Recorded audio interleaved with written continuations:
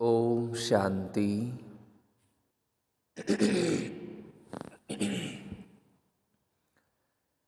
ओम शांति। आज 10 तारीख के बाबा के महावाक्य हैं। बाबा ने कहा, मीठे बच्चे, श्रेष्ठ बनने के लिए सदा श्रीमत पर चलते रहो।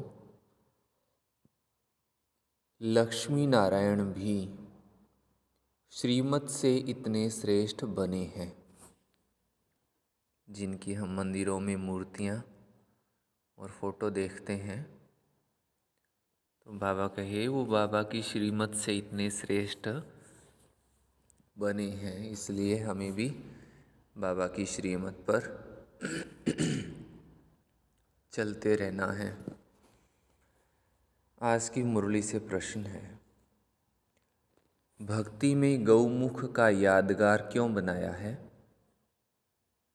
भक्ति में गौमुख का यादगार क्यों बनाया है? उत्तर है, क्योंकि संगम पर बाबा ने ज्ञान का कलश माताओं के ऊपर रखा है। बाबा ने ज्ञान का कलश माताओं के ऊपर रखा है। तुम माताओं के मुख से ज्ञान अमृत निकलता है। ज्ञान की ऊंची ऊंची बातें, धारणा युक्त बातें निकलती है तो अमृत समान है। उससे क्या होता? जिससे सब पावन बन जाते हैं, जिससे सब पावन बन जाते हैं। इसलिए भक्ति मार्ग में गौमुख का यादगार है। इसलिए भक्ति मार्ग में गौमुख का यादगार है।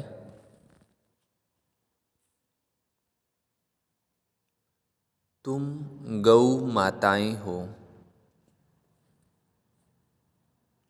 तुम ही सबकी मनोकामना पूर्ण करती हो, इसलिए यादगार बने हुए हैं। गीत है आज की मुरली से, नयनहीन को राह दिखाओ प्रभु। ओम शांति। बच्चों ने गीत सुना। भक्ति मार्ग वाले बच्चे बाबा को पुकारते हैं कि हम जो नयनहीन, बुद्धिहीन बन गए हैं, हमें राह बताओ। हे प्रभु जी, याद करते हैं अपने बाप को। बाप को मीन्स परमपिता परमात्मा को। उनको परम पिता परमात्मा कहा जाता है। सभी जीव की आत्माएं बाप को याद करती हैं। हम इस पतित दुनिया में बहुत दुखी हैं, दर दर धक्के खाते रहते हैं। जहाँ भी जाते हैं उनके कर्तव्य का कुछ भी पता नहीं कि हम किसके पास जाते हैं। शिव के मंदिर में जाते हैं, परंतु उनको पता ही नहीं है कि शिव कौन है। जहाँ भी जाएंगे जाकर माथा टेकेंगे। पता हो कि जिसके पास हम जा रहे हैं उसका काम क्या है, फिर तो हमारा काम बने ना। मानो समझो बीमार हो गए तो कोई मिस्त्री के पास थोड़े जाएंगे, कोई लकड़ी के मिस्त्री या कंस्ट्रक्शन वाले के पास थोड़े जाएंगे, डॉक्टर के पास जाएंगे ना। क्यों? क्योंकि पता है डॉक्टर का काम है बीमारी को ठीक करना। तो मंदिरों में भी क्यों जा रहे हैं बाबा के पता कुछ भी नहीं है, माथा टेकते रहते हैं। शिव का भी नहीं पता है। जानते नहीं है कि वो कौन है, कब आए थे और शिव का कर्तव्य क्या है, ये भी पता नहीं है। लक्ष्मी नारायण के मंदिर में भी जाते हैं, लेकिन जानते नहीं कि ये कब आए थे, कैसे राज्य लिया, कुछ भी पता नहीं है। देलवाड़ा मंदिर में जाते हैं, वहाँ आदि देव बैठा है, परंतु जानते नहीं कि ये कौन है। जगदम्बा के पास जाते हैं परंतु वो कब आई, क्या किया, कुछ भी नहीं जानते। सिर्फ जाकर माथा टेकते हैं, प्रार्थना करते हैं, बच्चा दो, ये दो, वो दो, जानते कुछ भी नहीं है। भक्ति खूब करेंगे पर उनसे मिलता क्या है या वो ठीक से करते क्या हैं ये कुछ नहीं पता है। गौमुख पर जाते हैं, कितनी मेहनत करके सीढ़ी उतरते चढ़ते हैं, पता कुछ भी नहीं है कि वहाँ क्या रखा है। एक पत्थर का गऊ का मुख बनाया है। कहते हैं गऊ के मुख से गंगा जल निकलता है। अब जानवर के मुख से अमृत थोड़े ही निकलता है। तीर्थों पर जाते हैं, किसके भी कर्तव्य को जानते नहीं हैं कि ये कब आए थे, क्या आकर के किया, हम क्यों पूजते हैं। बुद्धिहीन होने के कारण पुकारते हैं, हे प्रभु, हे बाबा, क्योंकि वो सबका पिता है। मनुष्य के 3 पिता कहे जाते हैं। कौन से? एक है आत्माओं का पिता शिव, दूसरा सारे मनुष्य सृष्टि अथवा मनुष्य सिजरे का रचता प्रजापिता ब्रह्मा, तीसरा फिर शरीर का लौकिक पिता। भक्त भी एक भगवान को याद करते हैं कि नयनहीन को आकर राह दिखाओ, जो हम सदा ऐसे बने। नयनहीन कैसे हैं? बाबा ने तो यहाँ तक कहा नयनहीन बुद्धिहीन है। बुद्धिहीन है तो क्या मतलब हुआ इस चीज़ का? देखो आरती में भी गाते हैं कि फलाने देवता हमारी लाज रखना। अब घर से चंगा भला आदमी जाता है मंदिर में, अपना पूरा सामाजिक जिम्मेवारियों का निर्वहन करता है, गृहस्थी की जिम्मेवारी भी निभाता है, और जाकर के मंदिर में कहता है कि मेरी लाज बचाओ या मेरी लाज रखो। तो ऐसा क्या हो गया जो उसकी लाज बचानी है? उसको कौन क्या कहता है? कौन सी लाज बचानी है? तो बाबा के कुछ भी पता नहीं है, सिर्फ सुन लिया और वही गाते रहते हैं। दूसरा कहेंगे भर दो झोली। अब कौन सी झोली है? झोली या तो कोई बैग साथ में लेकर के गए हैं या जो कुर्ता पहन रखा उसकी झोली भरनी है। कौन सी झोली भरनी है? खड़े खड़े गाते रहेंगे, फिर जैसे मंदिर से बाहर आएंगे कहेंगे देवता ने झोली भर दी। तो कौन सी झोली भर दी? मतलब बुद्धि रूपी झोली में सुख, शांति, पवित्रता भर दी। ऐसा हो सकता है।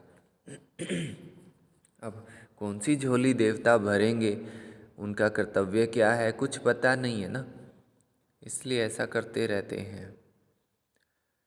तो बाबा कहते हैं ये कलयुग तो है ही दुखधाम, सतयुग है सुखधाम, और जहाँ से हम आत्माएं पार्ट बजाने आती हैं उनको शांति धाम कहा जाता है।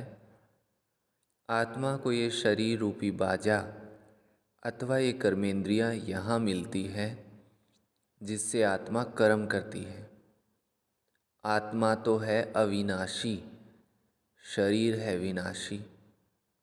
आत्मा है पारलौकिक, परम पिता परमात्मा की संतान। शरीर है लौकिक बाप की संतान।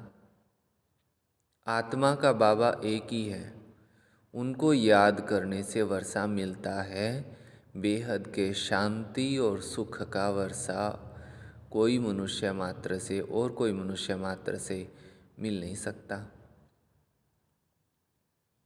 चाहे कोई भी हो, ब्रह्मा विष्णु शंकर को भी देवता कहा जाता है, परमात्मा एक शिव है।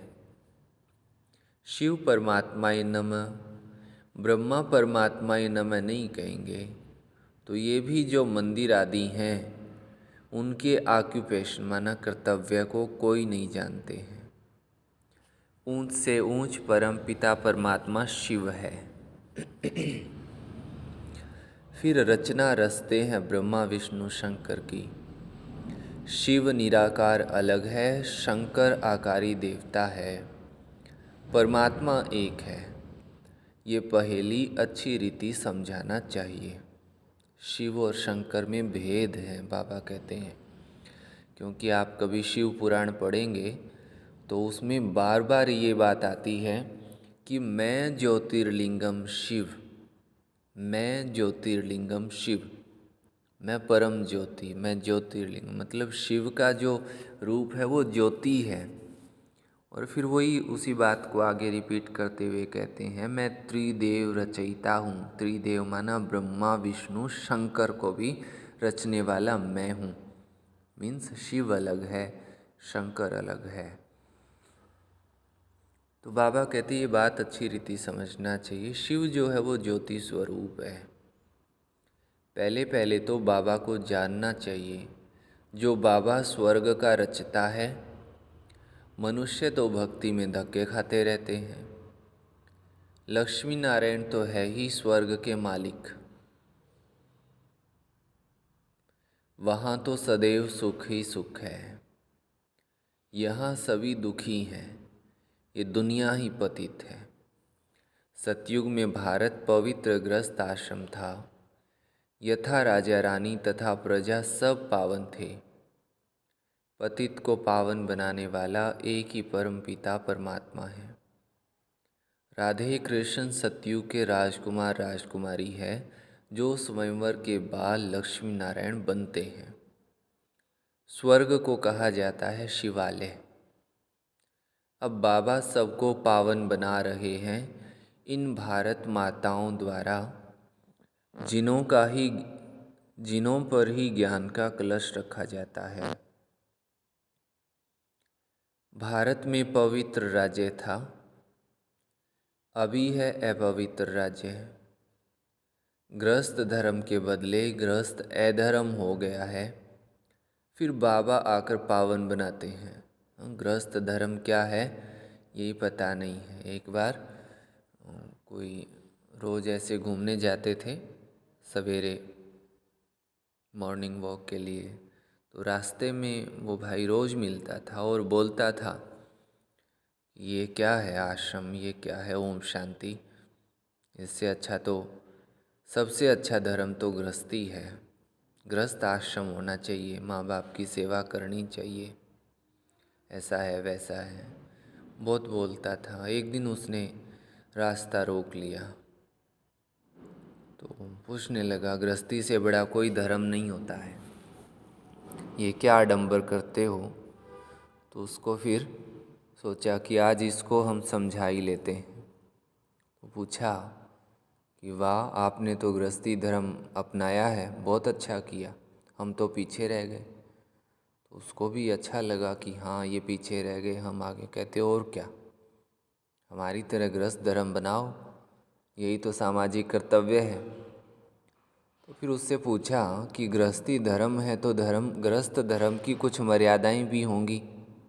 बिल्कुल है, बताओ क्या मर्यादाएं हैं गृहस्थ धर्म की, कौन से शास्त्र से आप मर्यादा का जो है रेफरेंस देंगे। अब क्या बोले, पता तो कुछ नहीं था। अब वो तो जी आप ही बताओ। तो आप बताओ, आपने गृहस्थी बसाई है और नियम हमसे पूछ रहे हो, तो बिना नियम के ही आपने बसा ली गृहस्थी। जितना तो ज्ञान नहीं, तो फिर क्यों बोलते हो तुम कि ये क्या ओम शांति है, क्यों उल्टा सीधा अपना पाप बनाते हो। आपको नियम ही नहीं पता गृहस्थ धर्म का, फिर आप क्या समझाने चले। और समाज में भी लोग कहते हैं गृहस्थ बड़ा है, गृहस्थ बड़ा है, लेकिन उसमें कायदे कानून है तब बड़ा है ना। आप भ्रष्टाचार ना करते हो, आपका पैसा पुण्य वाला हो, तब तो गृहस्थ धर्म है। एक कहानी याद आती है, एक साधु चलते चलते कोई किसान के पास रुका, पानी पीना है, तो किसान ने उसको पानी पिला दिया। फिर साधु ने कहा कि भूख भी लगी है। तो उस किसान ने हाथ जोड़े, कहता महात्मा जी मैं असमर्थ हूँ, आपको नहीं खिला सकता। तो साधु ने पूछा कि क्यों, भरा पूरा तो तुम्हारा खेत है, अच्छी खेती खड़ी है, तुम खिला क्यों नहीं सकते हो। कहते महात्मन बात ऐसे है कि पिछली बार जब हम अनाज बो रहे थे तो उस टाइम मेरे खेत का पशु, मेरा बैल जो है, मुझसे छूट करके और बाजू वाले के खेत में थोड़ा सा गेहूं खा आया था। फिर मैंने उससे खेत की जुताई की थी, बीज बोया था, तो उसने चोरी से अन्न खाया और फिर उसने अपना यहाँ मेहनत किया खेती में, और वो अन्न खा कर के चोरी वाला हमने खेती की उपज पैदा की है, वो चोरी का अन्न आपके पेट में जाएगा तो आपका मन खराब ना हो जाए कहीं। इसलिए मैं असमर्थ हूँ, हमारे अगले किसान बहुत अच्छे हैं, आप उनके यहाँ खा सकते हैं। मतलब इतनी ऊंची मर्यादा है गृहस्थ धर्म की, वो पता ही नहीं है, तो फिर क्या गृहस्थ धर्म अपना रहे हैं, ये सवाल है बड़ा, कोई देवे इसका जवाब। ये ऊंची मर्यादाएं थी, अब नहीं है। तो बाबा कहते हैं अभी तो अपवित्र हो गया, ग्रस्त अधर्म हो गया है, फिर बाबा आकर पावन बनाते हैं।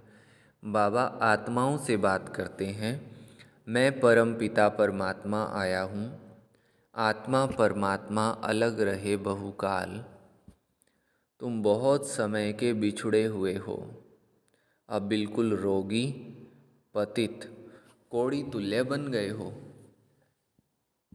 फिर तुमको अगर मेरे जैसा बनना है तो पुरुषार्थ करो। ये भारत माता शक्ति अवतार है, ये शिव बाबा को अपना बाप मानती है, उनसे योग लगाने से शक्ति मिलती है, जिससे 5 विकारों पर जीत पाकर माया जीते जगत जीत बनते हैं। ये हार जीत का खेल है। ये दुनिया की हिस्ट्री ज्योग्राफी समझने से तुम चक्रवर्ती राजा बन सकते हो। बाबा ही स्वर्ग के लिए पवित्रता, सुख, शांति का वर्षा देते हैं। ये राजयोग है, हठ योगी राजयोग सिखा नहीं सकते। अभी तुम बच्चों को श्रीमत मिलती है, जिससे तुम श्रेष्ठ बन रहे हो। रावण की मत से तुम भ्रष्ट बने हो।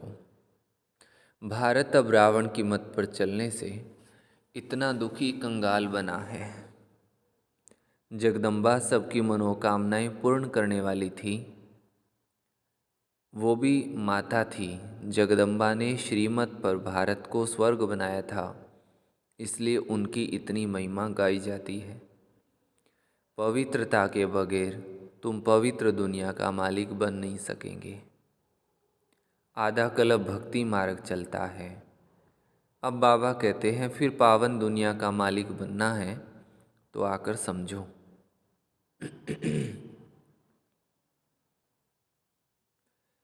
पावन दुनिया का मालिक बनना है तो बाबा कहे इन बातों पर ध्यान देना पड़ेगा।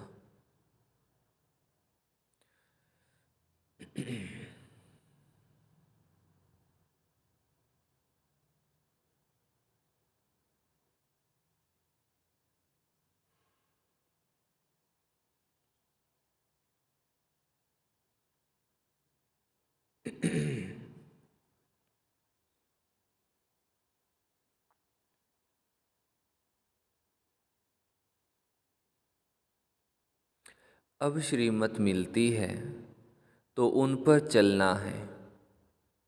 मेरा तो एक शिव बाबा, दूसरा न कोई। मनुष्य तो 84 जन्म लेते हैं, तुम शक्तियाँ हो। शिव बाबा से योग लगाने से तुमको शक्ति मिलेगी। बाबा से योग लगाएंगे तो क्या मिलेगी? शक्ति मिलेगी, नहीं तो कभी स्वर्ग के मालिक बन ही नहीं सकेंगे। पारलौकिक बाबा से 21 जन्मों का वर्षा मिलता ही है संगम पर, इसलिए पुरुषार्थ करना है, बच्चों का भी कल्याण करना है, फिर स्वर्ग के मालिक बन जाएंगे। ये राजयोग की पाठशाला है। भगवानुवाच, बच्चे मैं तुमको राजयोग सिखलाता हूँ, जिससे तुम राजाओं का राजा, स्वर्ग के मालिक बनेंगे। सिर्फ बाबा को याद करो तो अंतमति सो गति हो जाएगी। बाबा सुखधाम में भेज देंगे। बाबा कहते हैं मैं ही आकर सबको शांति धाम सुखधाम में ले जाता हूँ। सतयुग त्रेता में ये भक्ति आदि होती नहीं है। वहाँ तो 21 जन्म अथाह सुख है। अब बाबा कहते हैं, इस रावण पर जीत पहनो। विकार के लिए शादी करना अपनी बर्बादी करना है। परमपिता परमात्मा ने आदेश निकाला है कि पवित्र बनो तो जगत का मालिक बनेंगे। इस दुख धाम से शांति धाम, सुख धाम में चलना चाहते हो तो ये बातें समझो। तुम जानते हो, सिवाय बाबा के कोई भी मनुष्य को भगवान कहना गलत है। बाबा मीन्स शिव बाबा, ब्रह्मा बाबा नहीं, शिव बाबा, वो परमात्मा, भगवान है ही एक। अभी तुम बच्चे शिव परमात्मा की, ब्रह्मा विष्णु शंकर की, लक्ष्मी नारायण आदि सबकी जन्म कहानी जानते हो। अब तुम श्रीमत से ऐसे लक्ष्मी नारायण समान श्रेष्ठ बन सकते हो। पवित्र तो जरूर बनना है। परम पिता परमात्मा की श्रीमत पर एक बाबा को याद करते रहेंगे और पवित्र बनेंगे तो 21 जन्मों का राज्य भाग्य मिलेगा। कितनी सहज बात है। ये समझने से तुम भक्ति के धक्कों से, रोने पीटने से 21 जन्म छूट सकते हो। समझाना है सतयुग की स्थापना कैसे होती है, फिर ये चक्र कैसे फिरता है। सारे वर्ल्ड की हिस्ट्री ज्योग्राफी को समझो। ये तो मनुष्य ही समझेंगे। एक बाबा की श्रीमत पर चलना है। सब पर दया तो एक बाबा ही करते हैं।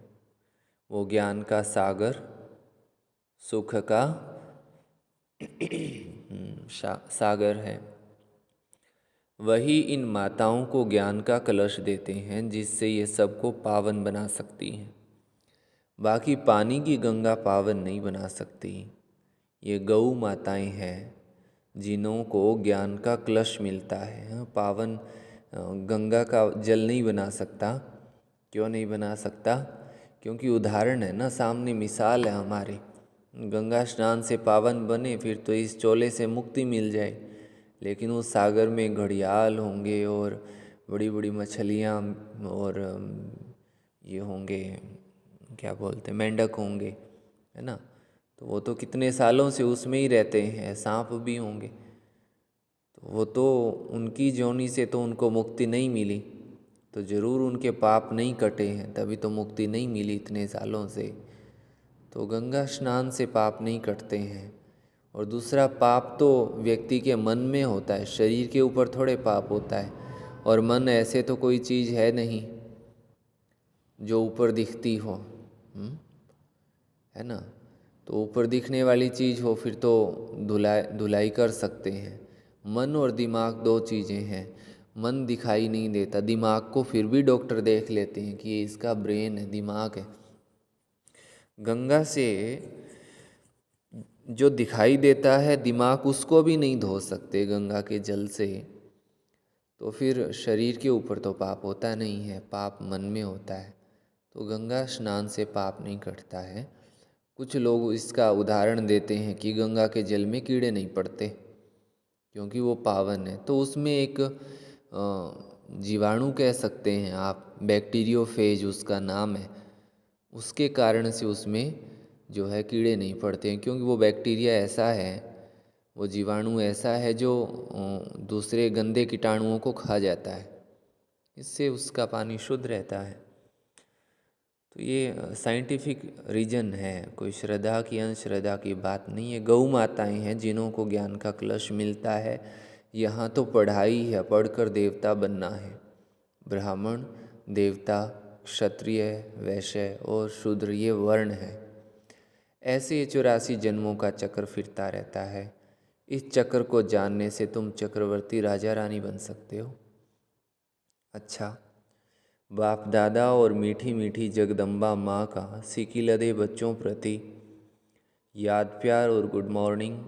रूहानी बाप की रूहानी बच्चों को नमस्ते। हम रूहानी बच्चों की रूहानी माता पिता बाप दादा को याद, प्यार, गुड मॉर्निंग और नमस्ते। धारणा के लिए मुख्य सार है। फर्स्ट पॉइंट, पवित्रता के बल से श्रीमत पर चल भारत को स्वर्ग बनाने की सेवा करनी है। सबको एक बाबा का आदेश सुनाना है कि पवित्र बनो तो पवित्र दुनिया के मालिक बनेंगे। सेकंड पॉइंट है, हर एक को तीन पिता का परिचय दे, दुख धाम से शांति धाम और सुख धाम में चलने की राह दिखानी है, भटकन से छुड़ाना है। वरदान दिया बाबा ने, मर्यादा पुरुषोत्तम बन, सदा उड़ती कला में उड़ने वाले नंबर 1 विजयी भवा। नंबर 1 की निशानी है हर बात में जीतने वाले, किसी भी बात में हार ना हो, सदा विजयी। यदि चलते चलते कभी हार होती है तो उसका कारण है मर्यादाओं का ऊपर नीचे होना। लेकिन ये संगम युग है, मर्यादा पुरुषोत्तम बनने का युग। पुरुष नहीं, नारी नहीं, लेकिन पुरुषोत्तम है। इसी स्मृति में सदा रहो तो उड़ती कला में जाते रहेंगे, नीचे नहीं रुकेंगे। उड़ती कला वाला सेकंड में सर्व समस्याएं पार कर लेगा। स्लोगन है, एक बाबा के श्रेष्ठ संग में रहो तो दूसरा कोई संग प्रभाव नहीं डाल सकता। मातेश्वरी जी के अनमोल महावाक्य हैं। हम मनुष्य आत्माओं को पहले पहले कौन सी मुख्य पॉइंट बुद्धि में रखनी है, जिस पर खूब ध्यान रखना है। पहले पहले तो अपने को ये पक्का निश्चय रखना है कि हमको पढ़ाने वाला कौन है। दूसरी पॉइंट है, हम सभी मनुष्य आत्माएं हैं और परमात्मा हमारा पिता है। हम आत्मा बच्चे और परमात्मा बाप, दोनों अलग अलग चीज़ें। तीसरी पॉइंट, ईश्वर बेअंत भी नहीं है और ईश्वर सर्वत्र भी नहीं है। अब यही ज्ञान बुद्धि में रखना है, इसलिए अपना ज्ञान औरों से न्यारा है। भले दुनियावी मनुष्य समझते हैं हमको परमात्मा का ज्ञान है। अब उनसे पूछो आप में कौन सा ज्ञान है, तो कहेंगे ईश्वर सर्वव्यापी है। अब परमात्मा तो कहता है मेरा ज्ञान मेरे द्वारा ही मिलता है। जैसे वकील वकीली का ज्ञान देंगे, डॉक्टर द्वारा डॉक्टरी सीखी जाती, भले वहाँ वकील भी अनेक होते। अब एक वकील से ना पढ़ा तो दूसरा पढ़ाएगा, एक डॉक्टर से ना पढ़ा तो दूसरा पढ़ाएगा। मगर ये ईश्वरीय नॉलेज सिवाय एक परमात्मा बगैर कोई भी मनुष्य आत्मा, चाहे साधु संत महात्मा हो, वो भी नहीं पढ़ा सकेगा। तो ये कैसे समझें कि इनों में कोई परमात्मा का ज्ञान है। और चौथी पॉइंट, परमात्मा युगे युगे नहीं आते हैं, बल्कि परमात्मा कल्प कल्प में एक ही बार इस संगम युग पर अर्थात कलयुग के अंत और सतयुग के आदि समय पर आता है और अनेक अधर्मों का विनाश करा करके एक आदि सनातन सत धर्म की स्थापना कराता है। अब लोग कैसे कहते हैं कि परमात्मा युगे युगे आता है, और ऐसे भी कहते हैं गीता का भगवान श्री कृष्ण वो द्वापर में आया है। अब इन सभी बातों को सिद्ध करना है। गीता का भगवान श्री कृष्ण नहीं है, शिव परमात्मा है, और वो भी द्वापर में नहीं आता, संगम समय पर आता है। पांचवी पॉइंट, गुरु बगैर कहते हैं घोर अंधियारा कैसे हुआ। वो गुरु कौन है? मनुष्य सृष्टि उल्टा झाड़ कैसे है, और हमको अपने 5 विकारों पर जीत कैसे पहननी है। छठवीं पॉइंट, हम वही पांडव योद्धे हैं जिसके साथ साक्षात परमात्मा है, उसी तरह ही जीत है। और 7वीं पॉइंट, परमात्मा द्वारा लाइट माइट दोनों ताज मिलते हैं। अब ये सभी बातें बुद्धि में रखना, इसको ही ज्ञान कहा जाता है ना। सेकंड पॉइंट है बदनसीबी और खुश नसीबी। अब ये 2 शब्दों का मदार किस पर है? ये तो हम जानते हैं कि खुश नसीब बनाने वाला परम पिता परमात्मा है, और बदनसीब बनाने वाला खुद ही मनुष्य है। जब मनुष्य सर्वदा सुखी है तो उन्हों की अच्छी किस्मत कहते हैं, और जब मनुष्य अपने को दुखी समझते हैं तो वो अपने को बदनसीब समझते हैं। हम ऐसे नहीं कहेंगे कि बदनसीबी व खुश नसीबी कोई परमात्मा द्वारा मिलती, नहीं, ये समझना बड़ी मूर्खता है।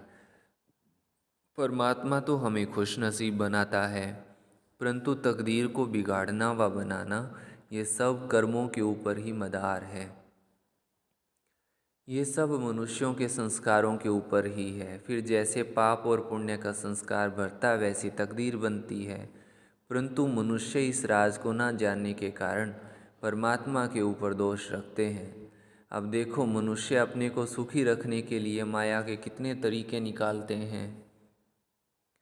फिर उस माया से ही कोई अपने को सुखी समझते और कोई फिर उसी माया का संन्यास कर माया को छोड़ने से अपने को सुखी समझते हैं। मतलब कोई तो कई प्रकार के प्रयत्न करते, परंतु इतने तरीके करते भी रिजल्ट दुख के तरफ ही जा रही है। जब सृष्टि पर भारी दुख होता है तब उसी समय स्वयं परमात्मा आ करके गुप्त रूप में अपने ईश्वरीय योग शक्ति से देवी सृष्टि की स्थापना करा करके सभी मनुष्य आत्माओं को खुश नसीब बनाते हैं। अच्छा, ओम शांति। अभी मुरली के पॉइंट ज़रूर रिपीट करेंगे और उसके बाद आपको अव्यक्त इशारा भी सुनाया जाएगा। अच्छा, ओम शांति। आज की मुरली से मुख्य पॉइंट्स। आज बाबा ने कहा कि श्रेष्ठ बनने के लिए सदा श्रीमत पर चलते रहो। लक्ष्मी नारायण भी श्रीमत पर चल कितना श्रेष्ठ बन गए हैं। तो बाबा कहते कि लक्ष्मी नारायण के समान श्रेष्ठ बनना है।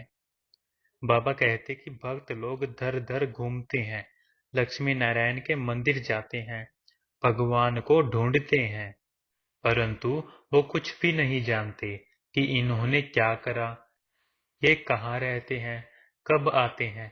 बाबा कहते कि वो तो गौमुख भी जाते हैं, जो कि बाबा ने बताया इस समय माताओं का यादगार है कि कैसे माताएं अपने मुख से ज्ञान अमृत की बरसात करते हैं।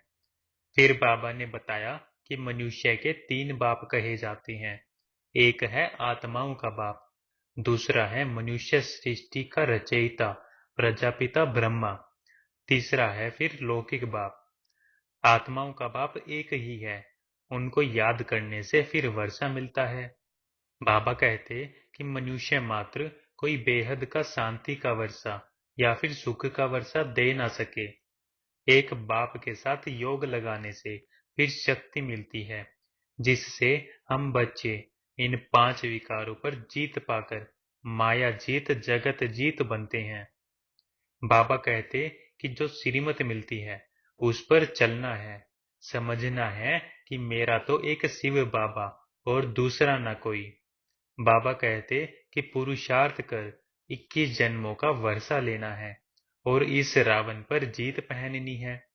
बाबा कहते इस 84 के चक्र के आदि मध्य अंत को जानेंगे तो चक्रवर्ती राजा बन जाएंगे।